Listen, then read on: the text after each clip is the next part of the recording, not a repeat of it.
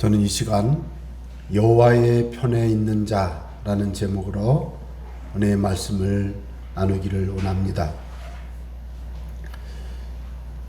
여러분, 생활 속에 어려운 일이 있으면 어떻게 대응을 하십니까? 어려운 일이 있을 때는 본능적으로 기도를 하게 되어 있습니다. 그래서 어떤 분은 예수님, 하나님, 부처님 다 불러요. 나 그런 분 봤어요. 그런데 제가 표정을 보니까 이분이 너무 진실한 마음으로 자신의 어려움을 하나님께 아니지 신에게, 절대자에게 외치는 거예요. 눈빛을 보니까 진짜예요. 그런데 그 마음에는 정말 누군가 그분이 계시면 나를 좀 붙잡아 주시지, 그분이 나를 좀 붙잡아 주시지, 그런 마음으로 그렇게 기도하고 말하는 그런 분을 제가 한 3번 봤어요. 그래서 제가 이렇게 물어보면 정말 도움을 받고 싶다고, 또 이제 복음을 이야기하고 그럴 기회가 되지요. 그래서 저는 여러분에게 한번 질문 드리고 싶습니다. 여러분 교회 다니시는데 교회 오셔서 여러분의 삶에 어떤 유익을 얻었습니까? 이 질문이 약간 저는 부담스럽습니다. 뭐 교회 와서 유익을 얻으려고 왔구나 이런 의미로 또 이해하실까봐. 그렇지만 우리가 신앙생활 하다 보면 하나님께서 나를 도와주시는 것을 경험한 사람하고 하나님이 나를 도와주신다라는 것을 듣기는 들었는데 다른 사람 얘기고 나는 그저 그냥 교회는 가는데 별로 잘 몰라, 이런 분이 계십니다. 자, 그런데 여러분 오늘 한번 진지하게 한번 자신을 돌아보면서 나는 정말 예수님이 나와 함께 계시는 것을 생활 속에서 체험하고 있는가? 도움을 받고 있는가? 아니면 나는 예수님은 믿는다고 고백은 했지만 교회를 다녀도 여전히 나는 좀 어딘가 좀 부족해, 이런 경우가 있을 수가 있지요. 저는 지난 금요일에 굉장히 중요한 어떤 한 사건이 있어서 제가 이렇게 그 장소에 가서 한 30분 전에 미리 가서 1시간 전에 출발을 해서 가서 앉아가지고 있는데 마음이 막 눌리고 나도 모르게 막 불편하고 너무 힘들어가지고 안 되겠어요. 그래서 조용한 곳을 찾는데 없어요. 조용한 곳이. 그래서 카페에 들어가서 앉아가지고 탁 앉아서 기도했습니다. 예수 이름으로 내 마음을 누르고 내 이 영적 영역을 두렵게 자꾸 이렇게 작업하는 이 틈을 타 들어오는 이 세력아, 이렇게 기도했어요. 예수 이름으로 떠나갈지어다, 이렇게 기도했어요. 그 처음에 속으로 했는데 속으로 하니까 이 힘이 약해요. 사실 속으로 하면 힘이 약합니다. 그런데 여러 사람이 있는데 크게 할 수는 없잖아요. 카페니까. 그래서 조용한 소리로 예수 이름으로 성령이요 오시옵소서, 임하소서, 이렇게 기도했어요. 내 영혼과 신체를 사로잡아 주세요. 이 마음을 붙잡아 주세요. 주여 도우소서. 이렇게 기도를 탁 하고 있는데 머리부터 발끝까지 시원한 느낌이 샥 들면서 마음이 편해지는 걸 느꼈어요. 그래서 제가 자주 있었지만 이번에 경험했던 그 일은 제가 너무나도 다급한 부분이 있었는데 강력하게 임하는 걸 경험했어요. 그래서 제가 여호와의 편에 있는 자는 내게로 나오라. 주님께서 제 마음에 여호와의 편에 있는 자는 내게로 나오라, 이 말씀을 탁 주시는 거예요. 생각나게 하시는 거예요. 주님, 내가 여호와의 편에 있습니다. 주님, 나는 진리 편에 섰습니다. 주님, 나는 정의 편에 섰고, 주님, 나는 주님의 기뻐하시는 그 오른편에 섰습니다. 내 삶의, 내 현장의 삶에 많은 오해도 있고 공격도 있고 뭐 힘듦도 있지만 주님 제가 여호와의 편에 섭니다. 그렇게 기도를 했어요. 그래서 기도하고 나니까 이제 중요한 그 일이 한 10분 남았어요. 15분 남았어요. 그래서 너무너무 기쁜 개손 장군의 심정으로 제가 갔습니다. 법정에 갔습니다. 그런데 그때 제 마음에 기쁨과 평안함이 몰려오면서 담대한 마음을 주시는 거예요. 어때요? 저만 그렇죠? 여러분은 안 그러실 거죠? 그러면 아니죠. 우리 모두가 이렇게 되시길 바랍니다. 그래서 먼저 이 말씀을 드리고 싶습니다. 나는 여호와 편에 섰습니다라고 선언하세요. 입술로 선언하세요. 나는 예수님을 믿습니다라고 선언하세요. 예수님이 나를 지켜주십니다라고 믿습니다라고 입술로 고백하고 인정하세요.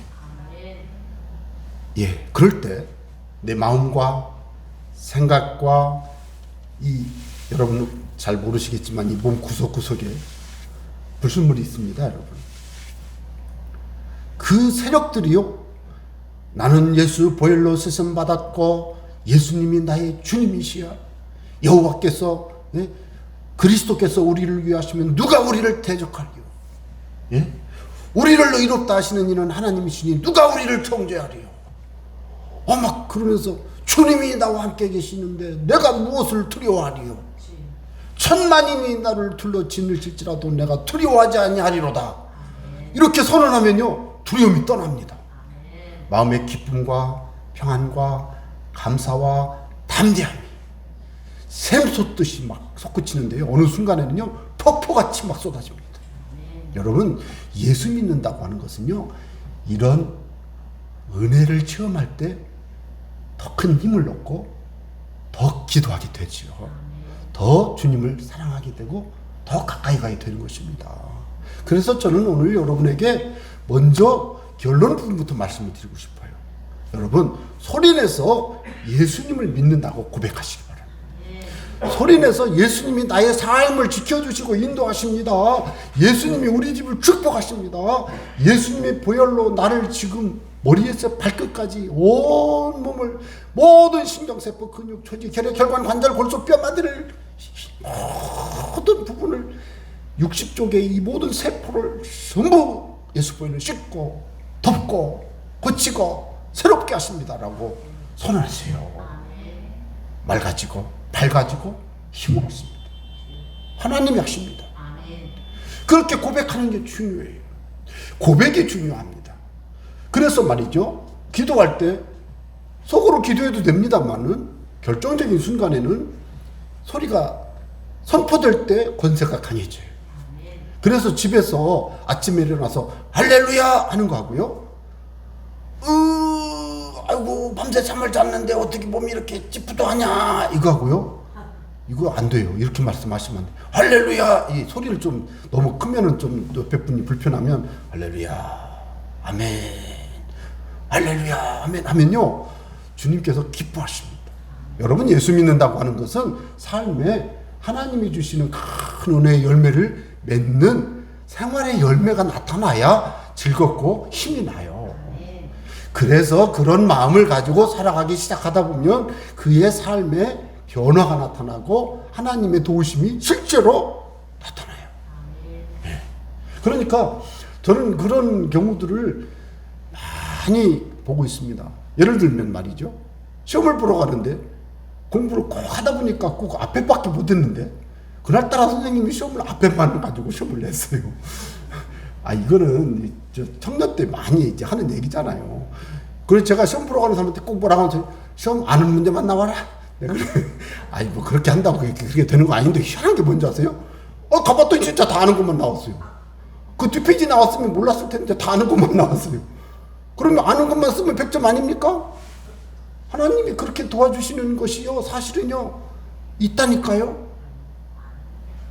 이분들이 표정이 아닌 듯한 표정을 짓는데, 여러분, 저는요 총신대학 신학대학원 MDB 시험을 보러 갈 때 있잖아요. 논문을 쓰러 거기는요 800자 원고지를 줘가지고 논문을 딱 쓰게 만들어요. 시험 중에. 요즘은 어떻게 보는지 모르겠네. 30년 전 얘기니까. 시험을 보는데요. 뭐가 나왔는지 아세요? 제가 내내 캠퍼스에서 창조가 하나님의 창조가 맞습니다. 진화는 틀려요. 이거를 막 전도했거든요. 그 책을 얼마나 많이 읽었겠어요. 제가 학교 신문에 대학 신문에다도 그거를 써가지고 내기도 하고 막 그랬는데. 이 세상에 대학원 시험 문제가 뭐였는지 아세요? 창조와 진화에 대해서 논하시오. 그래가지고 막 기가 막히게 썼잖아요. 세상에 여러분 논문을 쓸 때는요 각주를 달게 돼 있어요. 그런데 각주를 어떻게 답니까? 각주를 달려면 페이지 수를 써야 돼요. 누구 책 몇 페이지 쓰게 돼 있어요. 그 책은 몇 년도 반 어디 출판사. 근데 저는 그것까지 다 썼어요. 왜요? 하도 많이 썼거든요. 저는 그거밖에 안 했거든요. 그래서 점수가 잘 나왔죠. 그래서 저는 그걸 깨달았어요. 실력은 하나님이 주시는구만. 그래서 그런 일들이 많습니다. 사모하시기 바랍니다. 이게 신앙생활이에요. 그러면 또 어떤 분은 그래요. 그러면 예수 믿고 시험 잘 보고 돈 잘 벌고 그건 아닌데 그거는 그냥 보너스로 오는 건데요. 예수님 믿는 사람의 삶에 주님이 살아계시고 인도하시는 거예요. 도와주신 것을 경험하는 거예요. 언제 그걸 경험하느냐? 여호와의 편에 있는 자가 경험하는 줄로 믿으시길 바랍니다. 여호와의 편에 있는 자가 경험합니다. 저는 그래서 오늘 이 말씀을 가지고 온 거예요. 여러분 출애굽기 32장은요 슬퍼요. 슬퍼. 왜 슬퍼요? 모세는 시내산에 올라가 40일간 금식하면서 하나님 앞에 10계명을 포함한 도덕법을 받았어요. 도덕법. 제사를 어떻게 지내야 되는지를 배우는 의식법을 받았어요.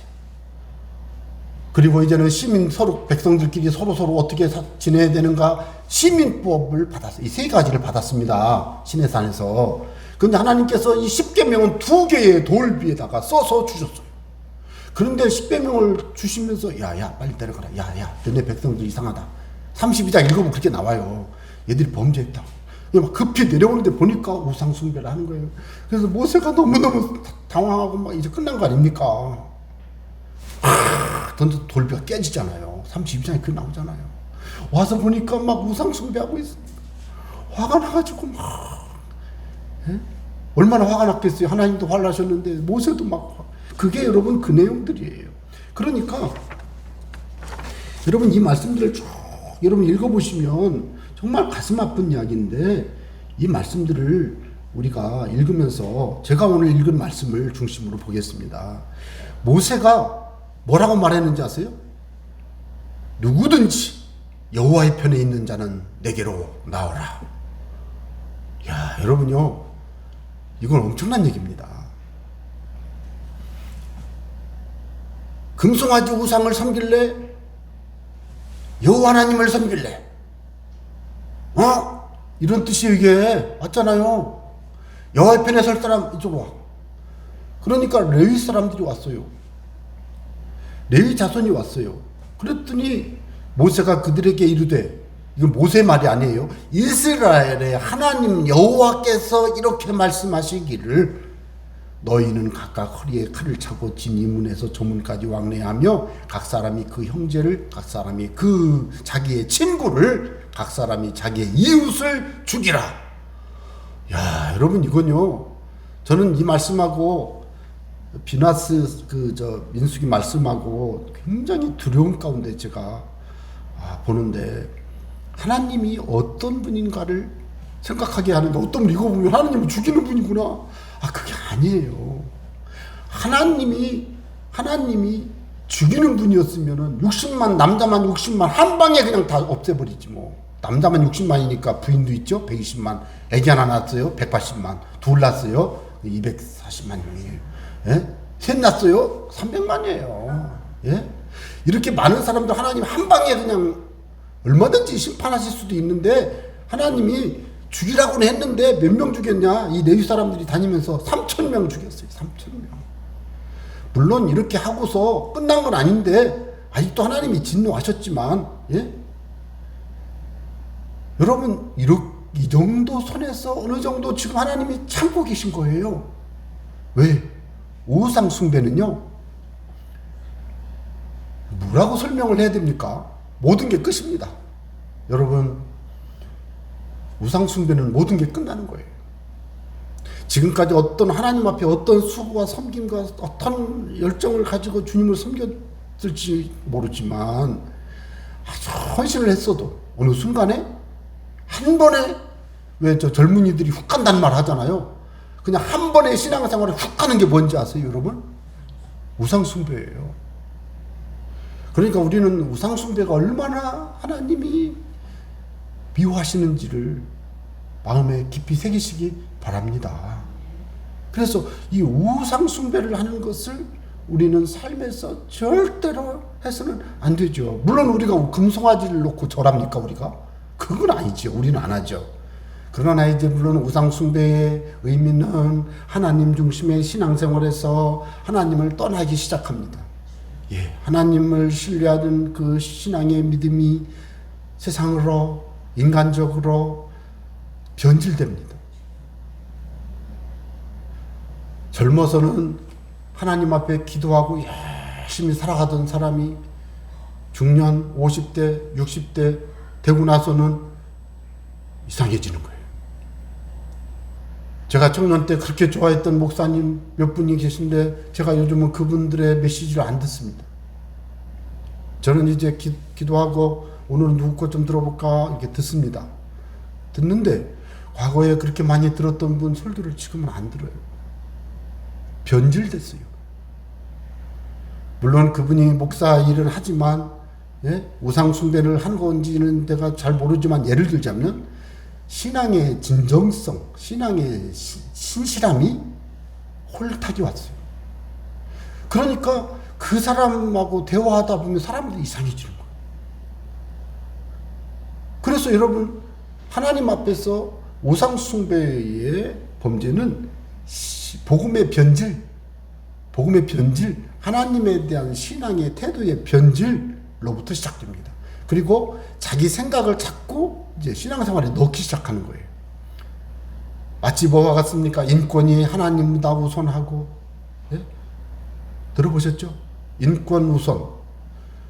성경에는 인권보다 신권이 있지, 하나님 인권이 강조되지 않아요. 그러나 하나님은 인생을 사랑하셨습니다. 그런데 인권을 강조하다 보니까 기독교 본질을 훼손하는 일들이 막 발생하기 시작했어요. 그러니까 이제는 곤란해졌어요. 우리의 삶에서 그런 부분들을 생각해 볼 때 저는 여러분들에게 오늘 이 말씀을 통해서 우상 숭배에 대한 하나님의 태도를 한번 살펴보기를 원합니다. 여러분, 우상 숭배는 하나님은 멸망시킵니다. 멸망. 네. 그런데 여기서는 아직 멸망이 안 됐죠. 서서히 죽어가잖아요. 어쨌든 그거는 많은 부분을 봐야 돼요. 하나님의 심판이 다가옵니다. 심판. 그래서 하나님께서 심판하시는데 우상 숭배한 자들은 하나님의 심판이 있다. 이 부분을 아셔야 돼요. 그래서 우리 생활 속에서 참 점을 치러 가는 분들을 정말 조심해야 됩니다. 조심하는 게 아니라 하면 안 됩니다. 그런 사람하고 교제하는 것도 안 됩니다. 예. 저는요, 어느 중고 마켓을 이렇게 하도 누가 추천해서 이렇게 들어가 보니까 다 쓰던 건데 좋은 게 너무 많더라고요. 근데 제가 그걸 하나 구할 때는요, 기도합니다. 왜 그런지 아세요? 이 물건을 쓰던 사람이 이 물건을 가지고 무슨 일을 했는지 알 수가 없으니까 그 물건을 받아가지고 제가 하나 샀어요. 샀으면 붙들고 기도하고 앉아있는 거예요. 예수의 보혈을 뿌리고 바르고 붓습니다. 성령이여 이 상품을 씻어주세요. 왜 그런지 아세요, 여러분? 그 물건을 매개로 타고 영적인 게 와요. 사람을 통해서 영적인 게 오고 이런 일들이 있는데 우상 숭배의 부분은 너무나도 폭넓게 지금 우리 사회에 노출되어 있습니다. 그래서 저는 여러분에게 정말 부탁하고 싶은 거는 여호와의 편에 서서 믿음으로 살리라 다짐하는 결단을 오늘 하나님 앞에 하시기를 바랍니다. 저는 이 본문 말씀에서 형제를 자기의 아들을, 여기 29절, 각 사람이 자기의 아들과 자기의 형제를 쳤어요. 왜 쳤을까요? 제가 이걸 당황스러워서 여러 책을 보니까 해석을 어떻게 해놨냐면, 레위인들이 우상 숭배할 때 앞장서 일했던 사람들을 알고 있었을 거라는 거예요. 그러니까 하나님이 명령하셨으니까 가서 그 사람을 쳤겠지. 또 집에 들어 앉아서 우상 숭배한 것을 회개하고 금식하며 기도하는 사람, 이 사람은 밖에 나다니지 않으니까 이 사람은 징계 심판받지 않았을 테지만 그 일을 하고도 여전히 회개하지 않고 여전히 당당하게 거리를 활보하며 하나님이 살아계시면 내가 이렇게 한다고 하나님이 아셔? 이러면서 하나님이 안 계신 것처럼 막 다니다가 레위 사람이 칼에 죽었을 거라는 거예요. 왜요? 우상 숭배의 범죄, 이스라엘 백성들의 범죄를 탄식하며 애통하며 회개하는 마음을 가지고 스스로 자중하며 살고 있는 사람은 하나님께서 레위인들이 이렇게 칠 때 죽지 않았을 것이라고 해석을 하더라고요. 그래서 아마 하나님께서 레위인들에게 그렇게 함으로 해서 우상 숭배를 주동했던 사람들을 징치했을 것이다. 이렇게 보는 거예요. 그래서 그렇겠다. 예를 들어서 제가 레위인이라면 하나님을 잘 섬기는 사람을 치진 않았을 것 같아요. 그런데 하지 말라고 해도 계속하고 안 된다고 해도 했던 사람한테 갔을 것 같아요. 그래서 하나님의 심판이 3,000명으로 일단은 일단락이 되는 듯 하지만 하나님이 아직 용서한 게 아니잖아요. 자, 그런데 29절에 보십시오. 오늘 여호와께 헌신하게 되었느니라.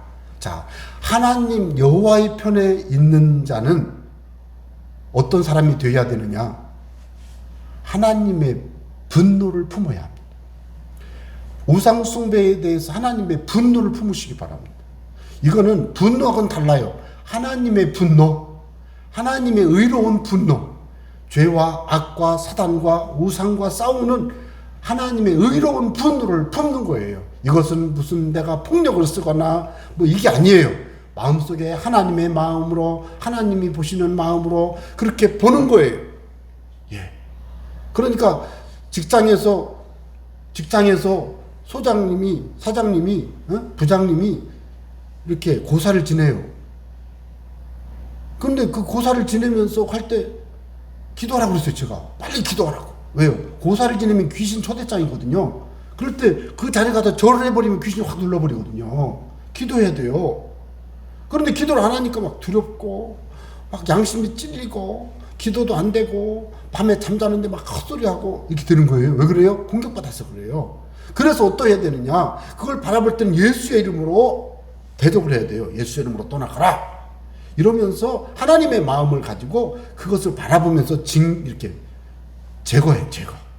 그러면 그 일이 가족이나 일터나 어디에 있든지 내가 기도하고 있는 순간 거기에 보혈의 치유가 일어나요.